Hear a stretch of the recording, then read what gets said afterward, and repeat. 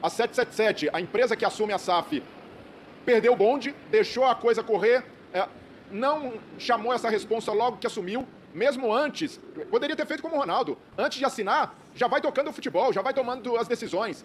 E hoje, diante da bagunça administrativa que foi o Vasco nessa temporada, no meio da transição de associação para a SAF, o Vasco hoje depende de uma coisa só, Abel. Não é da posição na tabela, não é de ter frequentado a do G4, é só a torcida. É a única esperança do Vasco. E não há tempo que falte amor. Acompanho o Vasco aonde ele for. Nasci pra te seguir.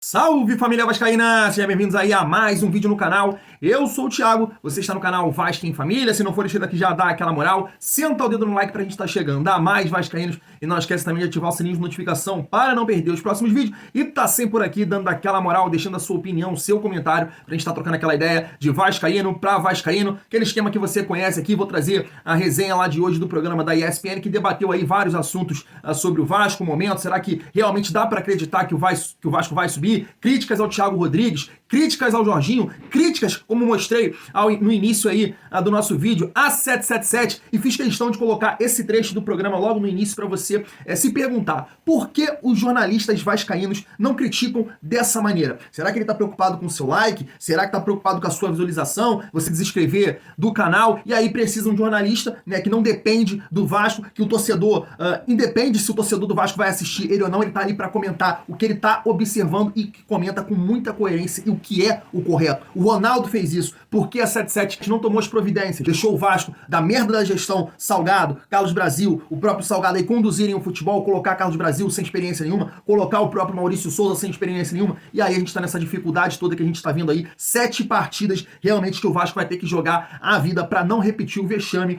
do ano passado. Mas toda essa situação que o jornalista colocou ali pode ser explicada pela última entrevista do Josh ao GE, que disse que não vê problema algum no Vasco permanecer na segunda divisão. Essa é a triste realidade aí do nosso Vascão. Vamos lá, vamos seguir o nosso vídeo. Já tem uma pergunta para te fazer. Achou falha do Thiago Rodrigues? O primeiro debate aqui do programa da ESPN foi sobre isso, sobre a possível falha aí, falha ou não, do Thiago Rodrigues. Deixa a sua opinião aí, se liga só. É o primeiro gol do Cruzeiro, que teve falhas ali de jogadores do Vasco. Começando com o Thiago Rodrigues, certo? Com o goleiro? Eu acho que a série termina no Thiago Rodrigues. Começa na marcação, Sim, né? mas a gente vai falar do Egnaldo depois e da marcação. Natália, você passa o pano ou solta a corneta pro Thiago Rodrigues? Você tem 30 segundos, Natália.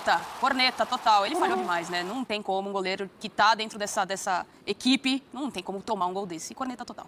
Professor. Eu corneto porque ele já caiu esquisito. Ele foi traído pelo desvio no peito do... Danilo Bosa, que também desviou no terceiro gol. O Bosa estava lá para desviar. Mas ele já cai esquisito. Mesmo sem o desvio, você não sabe se era com a mão, se era com o pé. No fim, não foi com nada. No fim, ele ainda ajudou que a bola subisse, né? Ele ainda ajuda para que a bola entre ali onde entrou. Então, eu corneto como goleiro que sou e com a... Olha. Inclusive com a experiência de quem já fez muito dessa bobagem.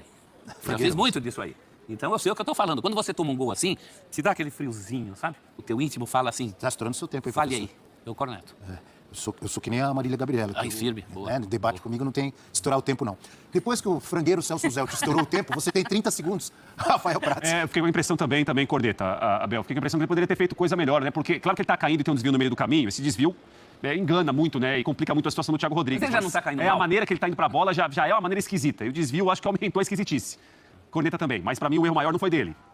Corneta pro professor, que depois de estourar o tempo dele, quis invadir o seu. Rafa Marques. Mas ajudou muito, professor. Ninguém passou pano pro goleirão. Cornetinha. Tem cornetonas também, mas essa aí é uma cornetinha, é uma trombetazinha, é uma flauta arranhada para o Thiago Rodrigues, que é um goleiro de pelada, né, Abel? Ele vai em todas, mas ele tem seríssimos problemas de formação, problemas técnicos. Ele deve ser aquele cara que quando era garoto, o pessoal falou, pô, você leva jeito pra goleiro, você tem talento, você tem qualidade. E aí ele acreditou nisso, né, e se empenhou para ser profissional, mas ele cresceu com uma série de deficiências. Daria um programa inteiro para falar sobre elas aqui, mas a corneta dele é pequenininha. Até por isso que eu me identifiquei tanto. Breiler Pires, você fecha essa parte do nosso quadro com o Thiago Rodrigues. Vou passar pano, Abel. Vou passar porque o Thiago cansou de salvar o Vasco na Série B. Foi uma falha mesmo, faltou reflexo ao Thiago, mas ainda assim ele ajudou a garantir, salvou o Vasco de algumas derrotas na competição. A minha corneta vai para Nenê, mal no jogo, e para Jorginho, que insiste em escalar Nenê e Raniel para jogos fora de casa. Já está provado que não funciona. Para mim, mal ontem o Jorginho, mesmo tendo chegado há pouco tempo. senhor está infringindo as regras. A corneta. Rolou a corneta. No fundo, a corneta. Não, mas o Brenner tá correto. Corneta para o Breler. Tá correto, Corneta interestadual. Corneta Corneta vai para até o Breler. BH. Gostei, Rafa. Corneta para o Breler. Porque nem Jorginho e nem Nenê estavam no nosso quadro. Não, estão. mas, Abel- Agora o outro personagem é o Ignaldo. Às vezes o trem passou. Vai Você não virar uma subiu no orquestra trem. Ele inteira vai isso. passar de novo. Foi bem o Brenner. Vai que bem. não teria oportunidade de falar do Jorginho e do Nenê. Ele falou agora. Eu tô com ele. É um desabafo, né? Então você me convenceu. É um programa democrático. Ele abriu ali o leque e soltou a corneta também pro Nenê e pro Jorginho. E agora, família vascaína, vamos para a segunda parte aí do programa e eu concordo com tudo que eu vou colocar aqui nesse vídeo. Vamos falar aí dos jogos fora de casa do Vasco, um desabafo aí do jornalista também, falando que se não fosse a torcida do Vasco, provavelmente o Vasco brigaria aí pelo rebaixamento, estaria na Série C. E eu vou te falar, pela campanha que o Vasco vem fazendo fora de casa, de 8 derrotas consecutivas, apenas 3 vitórias numa Série B, o Vasco não conseguiu ganhar de times como Vila Nova, CSA, Brusque, realmente é patético, é deprimente o que o Vasco vem fazendo fora de casa, e ele desabafou. Se não fosse a torcida do Vasco, provavelmente o Vasco estaria brigando para não cair, ou até aí, possivelmente, com grande chance de ir para a Série C. Vou passar aqui o resto da resenha da ESPN, quero ver se você concorda com eles, deixa sua opinião aí nos comentários. Vamos lá. 2 gols com desvios, né? O Vasco teve 7 chutes na derrota para o Cruzeiro e não acertou o alvo. Segundo jogo na Série B que não atinge o alvo. O que acontece, Rafael O Marques? escanteio vai para travessão, né? O escanteio do Nenê, com 1 minuto e meio de jogo, acerta o travessão. Aí não sei se a gente pode considerar como alvo ou não alvo, mas acertou o travessão, né? Não exigiu uma defesa do goleiro do Cruzeiro. Abel, a discussão sobre o Vasco é muito profunda, ela vai muito além de uma análise mais individual, de uma análise mais, digamos, de recortes recentes. Ela passa muito por estado anímico, ela passa muito por pressão, ela passa muito por incapacidade dos técnicos que dirigiram o Vasco, à exceção do Zé Ricardo, de encontrar um modelo que recuperasse aquela solidez defensiva do início do campeonato e fizesse o Vasco ser eficiente nas poucas oportunidades que tivesse. O Vasco é um time que cria pouco desde o início, mas vinha vencendo muito em função, no primeiro turno, da sua solidez defensiva e também dessa questão da autoconfiança. Eu creio muito no fator fase no futebol. A gente está falando aqui no programa que o Vasco toma gols, que a bola bate na defesa. Esse trecho da coletiva do Jorginho, ele cita isso. As coisas não acontecem por acaso. Tem um lado energético aí, tem uma questão aí de ambiente, de atmosfera, que, aliás, persegue o Vasco há muito tempo, há muitos anos. Hoje não dá para dizer nem com nenhuma segurança que o Vasco vai voltar à primeira divisão, porque o time que tem 8 derrotas seguidas fora de casa, e o time que quando vence em casa, vence muito em função do apoio da torcida, da presença da massa em São Januário, que, aliás, já esgotou os ingressos para quinta-feira que vem contra o Londrina, e do talento dos meninos, do que propriamente por um modelo de jogo sustentável, isso não traz consistência, isso não traz confiança. A perspectiva do Vasco voltar hoje, ela só é baseada em fatores absolutamente intangíveis. Falei aqui da torcida, o talento dos meninos, que mesmo assim é muito para eles terem esse ônus, carregarem essa pressão, carregarem essa responsabilidade. Eu acho que é demais para garotos que ainda estão se formando como atletas profissionais de futebol e, enfim, em circunstâncias que dependam do resultado dos outros. Ficar torcendo contra o Londrina, ficar torcendo contra o Sport, é uma realidade muito difícil, do Vasco. Vai fazer vários jogos em São Januário agora? Vai, mas quem garante que vai vencer os 4 jogos em casa? Ninguém garante. Não venceu o Chapecoense, não venceu outras equipes também. Então, tem muita gente achando que o Vasco vai subir porque é o Vasco. E aí entra uma outra discussão, que até tivemos no grupo ontem à noite, né? Eu, você, o Prates, Abel. Essa história de camisa. O torcedor de futebol precisa dar um F5 em si. O vascaíno em especial. E acho que há outros torcedores também de outros clubes que vivem em situações semelhantes. A camisa deixou de vencer no futebol brasileiro há muito tempo. O que ganha no futebol brasileiro é jogador bom, é time bem treinado, é estrutura de trabalho, é ambiente sustentável, leve, suave. O Vasco não tem quase nada disso. Então, o que garante a volta do Vasco? O acaso? Se alguém consegue prever o acaso, eu bato palmas aqui, ó. Não, a sua análise é muito interessante e é óbvio que a camisa não vai garantir acesso de ninguém. O Cruzeiro é um grande exemplo. Disputou 3 vezes aí para conseguir nesse ano voltar à Série A do Campeonato Brasileiro. Mas, levando um pouco para o lado dos otimistas, torcedores do Vasco, o que pode trazer uma grande esperança, vamos dizer assim, é que quase o campeonato inteiro o Vasco esteve lá, entre os 4 primeiros. Pode perder essa posição agora? Claro, está ameaçado. A gente vê a aproximação do Sport, apesar da derrota do Sport pro Grêmio, do Londrina, que vai jogar contra a Ponte Preta amanhã. Mas o Vasco ainda está dependendo só de si, só dele mesmo. E aí muitos torcedores vão dizer, esse é o problema. Antes de passar aqui... Mas é o problema mesmo. O Breler está com a gente ainda, não está? Breler, você pensa como o Rafa Marques, de que o Vasco está mais para não subir, não voltar, do que para voltar nesse momento?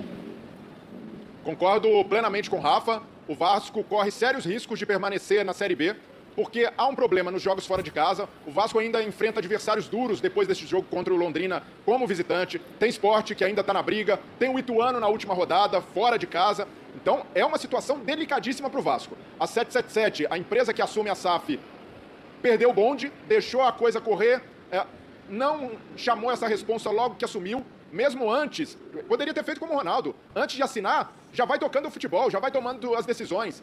E hoje, diante da bagunça administrativa que foi o Vasco nessa temporada, no meio da transição de associação para a SAF, O Vasco hoje depende de uma coisa só, Abel. Não é da posição na tabela, não é de ter frequentado a do G4, é só a torcida. É a única esperança do Vasco. Se tirar a torcida do Vasco, não sobra nada. Sem a torcida, o Vasco seria candidato ao rebaixamento à Série C. Sem exagero. Porque é só olhar a campanha em casa, olhar o que o Vasco tem feito fora e como esse torcedor do Vasco tem sido resiliente. São 4 rebaixamentos, uma permanência a mais na série consecutiva na Série B, muito sofrimento acumulado e ainda assim não abandona o time, continua comprando esse barulho. Eu estava no Maracanã, no jogo de ida contra o Cruzeiro, estádio lotado, ontem como visitante, a torcida do Vasco tentando apoiar o time, mesmo com maioria absoluta de cruzeirenses, e nem assim o time dá uma resposta. Mas em São Januário acontece essa química, os jogadores conseguem se motivar de alguma maneira, mas é só nessa base mesmo, do anímico, da motivação, da arquibancada de São Januário levando essa campanha. Porque se depender do time, da organização, de treinadores, há muito pouco a se ressaltar, a se destacar nesse Vasco. Essa é uma campanha, Abel, eu sei que você costuma discordar desse ponto, que se o time subir, pode agradecer e fazer uma placa para a torcida, porque de fato é o torcedor que está levando o Vasco até aqui, que mantém o Vasco no G4 e com esperança de acesso. Não sou tão radical a ponto de não perceber, de não dar essa importância ao torcedor, especialmente ao torcedor do Vasco. Todo mundo vê o que o torcedor do Vasco tem feito nos jogos em São Januário. Só discordo, acho que você exagera um pouco. O Vasco tem vencido seus jogos em casa, tem alguma virtude aí. O torcedor não entra em campo, ajuda, empurra, mas alguma coisa o Vasco tem feito em casa para ganhar os seus jogos. Para tocar a bola aqui de primeira... A principal virtude é a energia. É só energia? A principal virtude é a energia. Tem algumas, sim. Eficiência em bola parada, rouba a bola no campo de ataque, consegue fazer gols. Então. Os garotos se empenham muito e recebem o calor de uma torcida, especialmente que frequenta as sociais, que vai muito a jogos da base, eles se sentem confortáveis, isso gera um cenário bacana para eles poderem desenvolver o talento que eles têm. Muita bola aérea, né? Que pela segunda bola o Vasco já cria um ataque perto do gol adversário. Mas, assim, são elementos complementares. O principal elemento é a energia. Você, sua análise, o seu complemento foi perfeito. Talento nos meninos da base, bola aérea, muitas vezes com cruzamentos do Nenê. Já vimos algumas virtudes aí que têm ajudado o Vasco, pelo menos nos jogos em casa. Mas fica muito preso. Fica muito preso. É um time sem repertório. A gente tá falando aqui nos bastidores, né? O Jorginho é um treinador sem repertório. O Jorginho Ele acabou de chegar no Vasco. Mas ele é um treinador pelo seu... Não falei que a culpa é dele necessariamente, mas no histórico dele de carreira como treinador, ele é um treinador que ele mostra que ele não tem tanto repertório assim, principalmente para um elenco como o Vasco, que precisa ser tirado coelhos da cartola, né? E aí ele depende muito dessa questão da molecada hoje no Vasco. Então eu não coloco na conta dele a situação do Vasco hoje, mas eu coloco uma situação de que um treinador, quando ele assume um elenco, ele tem também uma ideia do que ele vai encontrar. E aí ele precisa se desafiar a ponto de chegar ali e falar, não, eu consigo dar conta porque eu tenho repertório e vou atrás de situações que mudem o cenário. Porque o campeonato do Vasco em casa é um, o campeonato fora de casa é outro, né? Fazer o dever de casa é espetacular, é obrigação de todo time. Posso te ajudar os amigos aqui com os jogos que faltam pro Vasco? Pois eu queria falar uma coisinha na entrevista do Jorginho, Abel. Eu vi um outro jogo. Eu vi um jogo completamente diferente do Jorginho. Fala agora, completamente diferente. O Jorginho tá se apegando a 24 minutos, segundo ele, o Vasco foi superior ao Cruzeiro. Eu não vi isso. O início do jogo, né? Ele tá pegando 3 escanteios em 1 minuto e meio, é verdade. O Vasco teve escanteios logo de cara que o jogo começou, mas antes do gol do Felipe Machado, o Cruzeiro já era melhor que o Vasco. O Vasco teve uma dificuldade muito grande de sair do campo de defesa. O Vasco trocava pouquíssimos passes e rapidamente a bola voltava ao Cruzeiro. O Jorginho me parece que está se apegando ao gol do Felipe Machado para contar uma história. 59 passes no primeiro tempo. Então, aí que tá, Rafa. E o Jorginho me parece que se apega ao seguinte: a partir do gol, o jogo foi outro. Não, a partir do gol, o Vasco ficou ainda mais abatido, ainda mais abalado. Agora, antes do gol, o Cruzeiro já era melhor que o Vasco. Não foi o gol que fez o Cruzeiro ser superior ao Vasco. No jogo, pelo menos, eu vi. Obviamente, respeitando a visão do Jorginho, que também é uma autodefesa do que ele viu e do time que ele colocou em campo. O Jorginho é um simplista, né? Sim. Esse é o problema, porque ele é o principal responsável por mudar esse estado de coisas. Eu que vivi para ver o meu querido Fernando Diniz um dia defender que tinha ganhado o primeiro tempo num jogo que ele perdeu no acumulado, hoje vi um técnico defender 3 escanteios em poucos minutos de jogo e depois falar dos gols em que a bola desviou. Quem viu esse jogo sabe que o 3-0 ficou muito bem. Ficou de bom tamanho. Em relação ao que os dois times jogaram. Então a primeira coisa é essa. O Jorginho é um simplista. Agora, sobre as chances de acesso do Vasco, você vai falar dos próximos jogos aí? Vou colocar na tela. Porque coloque na tela. Vai ficar melhor até para você analisar e falar. Temos aí os jogos que faltam para o Gigante da Colina. Uma missão difícil aí, né? Porque tem time chegando atrás. No retrovisor, o Vasco olha e se assusta. Olha os jogos aí. Londrina em casa. Chave. Já é um jogo difícil, porque o Londrina é que tá ali atrás, né? Disputa direta. Vai depender também toda a situação desse jogo, o pensamento... O jogo de amanhã. Do que acontecer entre Londrina e um jogo duríssimo pro Londrina, viu, Abel? Eu não acho que são favas contadas assim, a Londrina vai ganhar da Ponte, não. Acho que a Ponte pode fazer jogo duro. Se o Londrina ganhar da Ponte, ele fica com a mesma pontuação do Vasco. Ele iguala. E aí vai depender de, por exemplo, se o Londrina golear a Ponte Preta, ele passaria o Vasco no saldo de gols. O Rafa pode até me corrigir, eu acho que a diferença de saldo hoje é de 4. Então, 5-0. Então vamos lá, Londrina. 4-0 iguala. Isso, exatamente. Teoricamente, acho que não tem nenhum jogo fácil aí, talvez o mais simples seja mais simples. Teoricamente, menos difícil talvez Criciúma e Sampaio Corrêa. Por quê? Londrina lutando com o Vasco ali. E os dois Operário em casa, lutando contra o rebaixamento. E é fora. E é fora. Não, e tem esses dois em casa. Aí Novo Horizontino Em casa, o Novo Horizontino, de vez em No quando... primeiro turno, o Novo Horizontino ganhou do Vasco, no primeiro turno. E o Novo Horizontino, ele dificultou para vários dos grandes aí, né? Já fez muita gente tropeçar, Tirou não só o pontos. Vasco. Ganhou do Tirou Grêmio. pontos. Ganhou do Grêmio. Agora. Ganhou do Grêmio, então. Agora, né? Faz duas É. rodadas. Esporte fora é pedreira. Primeiro que fora o Vasco sempre tem dificuldade. E o Esporte ainda tá lutando. A gente tem que saber, Abel, como o Sport vai chegar para esse exatamente. jogo, né? Hoje a diferença é de 5 pontos, mas uma dessas pode dar uma diferença um pouco menor, o Sport mais atrás, por exemplo. Pegar um leão mais desanimado. Teoricamente, repito, por serem em casa e dois, Criciúma e Sampaio Corrêa, acho que não estão lutando nem pra cair, nem pra... Estão ali no meio de tabela, Meio de né? tabela. Então, teoricamente, os jogos mais fáceis aí. E o Ituano fora na última rodada, professor. Agora eu acho que tem um fator pra gente acrescentar aí. A instabilidade dos outros concorrentes, incluindo o Londrina. O Londrina, o Sport, o Londrina é a bola da vez. Mas são concorrentes muito instáveis. A gente está falando de uma luta pela 4ª posição na 2ª divisão nacional. A gente não está falando de uma grande superação. Mas peraí, mas pro Londrina é... Não, pro Vasco também é. Não. Virou também. Na situação todos de eles. hoje... Tudo bem, O Sport mas também. o Londrina, por exemplo, tem um jogo amanhã contra a Ponte Preta, que é um jogo de forças equivalentes dessa Série B. A campanha do Londrina é melhor, mas por futebol, o Londrina também tem seus problemas, gente. O Londrina deixou de ganhar do Tombense um jogo, o Tombense chutou uma bola pro gol, o jogo acabou empatado. Um time que nessa situação, nessa condição, e pro Londrina até essa condição é ainda mais especial, que cede um resultado desse, é um adversário... O que eu quero dizer é o seguinte, as sombras em relação ao Vasco podiam ser muito mais complicadas. E não são. E aí, família vascaína, gostou do vídeo? Dá aquela moral, sempre dando um like, não se esquece também de se inscrever aqui no canal, mesmo que esse momento terrível aí do nosso Vascão, ajuda aqui o Thiagão a tentar aumentar a família vascaína aqui até dezembro, quem sabe aí 20 mil inscritos aqui no canal Vasco em Família. Vou ficando por aqui, tamo junto e é muito bom ser Vasco.